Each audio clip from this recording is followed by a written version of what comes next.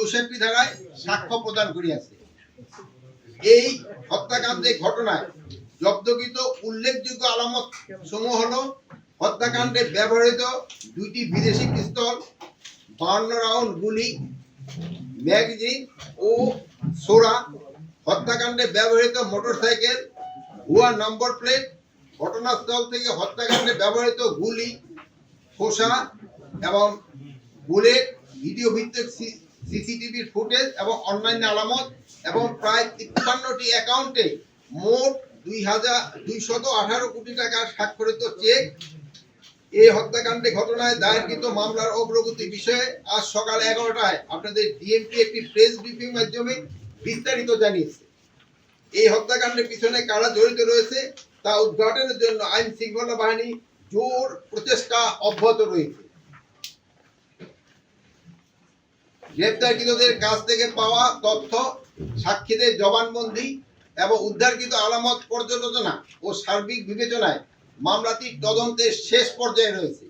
আগামী 10 দিনের মধ্যে 7ই জানুয়ারি 2026-এ এই মামলায় চার্জশিট দেওয়া সম্ভব হবে বলে আশা করছি। আমি সবাইকে এই বিষয়ে ধৈর্য ধারণ করার অনুরোধ করছি। আমরা অতি দ্রুত এই হত্যাকাণ্ডের মূল রহস্য এবং যারা এর পিছনে জড়িত রয়েছে তাদের নাম, ঠিকানা সহ পূর্ণাঙ্গ তালিকা জনসম্মুখে উন্মোচন করতে পারবো ইনশাল্লাহ। আপনারা জানেন ইতিমধ্যে মামলাটি দ্রুত বিচার ট্রাইব্যুনাল স্থানান্তর করার সিদ্ধান্ত নেওয়া হয়েছে। এই জঘন্য হত্যাকাণ্ডের ঘটনায় দ্রুততার সাথে ন্যায় বিচার নিশ্চিতে আমাদের সর্বোচ্চ প্রচেষ্টা অব্যাহত রয়েছে। এ কাজে ব্যাঘাত ঘটাতে ফ্যাসিস্ট দোসর, দুষ্কৃতিকারী ও সন্ত্রাসীরা অনবরত তৎপরতা চালিয়ে যাচ্ছে। সেই জন্য সবাইকে অনুরোধ করব, আমরা যেন এমন কোনো কাজ না করি যা আমাদের শত্রুপক্ষকে শক্তিশালী করবে এবং হাদি হত্যার বিচার প্রক্রিয়াকে বাধাগ্রস্ত করবে। আমি আপনাদের আশ্বস্ত করতে চাই, বর্তমান অন্তর্বর্তী সরকার, এই অন্তর্বর্তী সরকারের মেয়াদেই হাদি ভাইয়ের হত্যার বিচার সম্পূর্ণ করা হবে ইনশাআল্লাহ। প্রিয় সাংবাদিকবৃন্দ, আমি বিভিন্ন রাজনৈতিক দলগুলোর অভ্যন্তরে বুথ পেতে থাকা ফ্যাসিস্টদের দোসর, সন্ত্রাসী এবং দুষ্কৃতিকারীদের বিষয়েও দলগুলোকে সচেতন থাকার অনুরোধ করছি।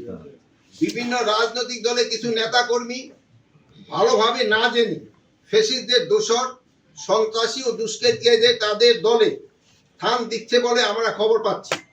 এ বিষয়ে রাজনৈতিক দলের নেতৃবৃন্দকে অনুরোধ করব, এসব খোলস পাল্টানো দুষ্কৃতিকারীদের চিহ্নিত করে এদের থেকে দূরে থাকুন। প্রয়োজনে আইন শৃঙ্খলা বাহিনীর সহযোগিতা নিন, তাহলেই আইন শৃঙ্খলা পরিস্থিতি নিয়ন্ত্রিত থাকবে বলে আমার বিশ্বাস।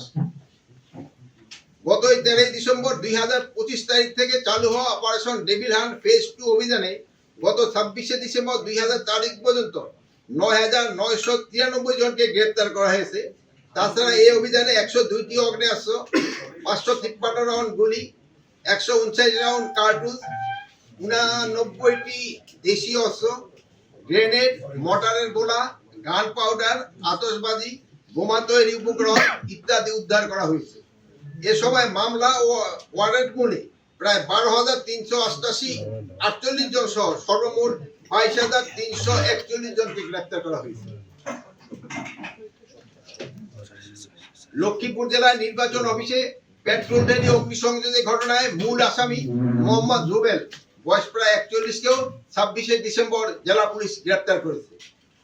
গত 22 ডিসেম্বর খুলনা মহানগরীতে মোতালেব শিকদার, কেন্দ্রীয় সংগঠক জাতীয় শ্রমিক শক্তিকে বুলেট বিদ্ধ করার ঘটনায় অন্যতম আসামি DK শামীম ওরফে ঢাকায় শামীম সহ মোট 3 জন আসামিকে র্যাব গত 25-26 ডিসেম্বর নগরীর বিভিন্ন এলাকা থেকে গ্রেপ্তার করেছে। প্রাথমিক তদন্তে জানা যায়, মাদক ক্রয়, বিক্রয় ও চাঁদাবাজি টাকা ভাগাভাগি ঘটনাকে কেন্দ্র করে এই হত্যা চেষ্টা সংঘটিত হয়েছে। এই ঘটনার পর বিজিবি তাৎক্ষণিকভাবে সীমান্ত ও সীমান্তবর্তী এলাকায় সর্বোচ্চ সতর্কতা জারি করে। যশোর রিজনের আওতাধীন সীমান্ত এলাকায় নিয়মিত টহলের পাশাপাশিও বিশেষ অভিযান পরিচালনা করে এই পর্যন্ত 18 জন দুষ্কৃতিকারীকে আটক করে পুলিশের কাছে হস্তান্তর করা হয়েছে। ময়মনসিংহে ধর্ম নবী মহানবী হযরত মুহাম্মদ সাল্লাল্লাহু আলাইহি সাল্লামকে নিয়ে কটূক্তির অভিযোগে পোশাক শ্রমিক দীপুচন্দ্র দাসকে পিটিয়ে এবং পুরী হত্যার ঘটনায় র্যাব 7 জনকে গ্রেফতার করেছে। এছাড়া ময়মনসিংহ জেলা পুলিশের গোয়েন্দা শাখা পৃথক অভিযান চালিয়ে 11 জনকে গ্রেফতার করেছে। গত 26শে ডিসেম্বর 2025 ঢাকা জেলার দক্ষিণ কেরানীগঞ্জ থানাধীন হাসানাবাদ হাউজিং এলাকায় মাদ্রাসা বিল্ডিং এর বিস্ফোরণের ঘটনায় র্যাব ঘটনাস্থল থেকে 5-6টি ককটেল, হাইড্রোজেন পারক্সাইড 12 গ্রাম, অন্যান্য কেমিক্যাল 7 গ্রাম, 3টি বই ও স্প্লেন্টার উদ্ধার করেছে। এই ঘটনায় মূল হোতা আলামিন পলাতক রয়েছে এবং তার বিরুদ্ধে বিভিন্ন থানায় 6টি মামলা রয়েছে। র্যাব গতকাল নারায়ণগঞ্জ সাইনবোর্ড এলাকা থেকে আলামিনের সহযোগী আহসানুল্লাহ ওরফে হাসানকে গ্রেফতার করেছে। গত 30শে নভেম্বর খুলনা আদালত চত্বরে সংগঠিত চাঞ্চল্যকর জোড়া খুনের ঘটনায় র্যাব বিশেষ অভিযান পরিচয় করে অন্যতম আসামি মোহাম্মদ এজাজুল হোসেনকে গ্রেফতার করেছে। মূলত এইসব বিষয় নিয়ে আজ গুরুত্বপূর্ণ সময় আমাদের আলোচনা হয়েছে।